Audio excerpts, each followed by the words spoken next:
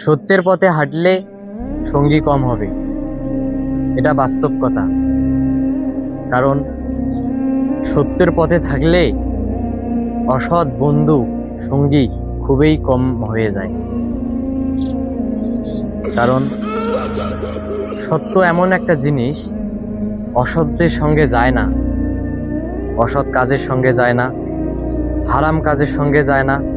সত্য সত্যই, সত্যর একটা পথ আছে। এই সত্যর পথ যদি আমরা অনুসরণ করতে পাই, সত্যর পথ ধরে যদি আমাদের জীবন পরিচালনা করতে পাই, আমাদের জীবনের সঙ্গী কমে যাবে, খারাপ কাজ থেকে আমরা বিরত থাকতে পাবো। এটা বাস্তব কথা, এটা প্রবাদ বাক্য এবং এটা আল্লাহর কথা। আমাদের সমাজে জীবন পরিচালনা করার জন্য একমাত্র উপায় হচ্ছে সত্যের পথ। সত্যের পথ ছাড়া আমরা জীবন ভালোভাবে চালাতে পারবো না।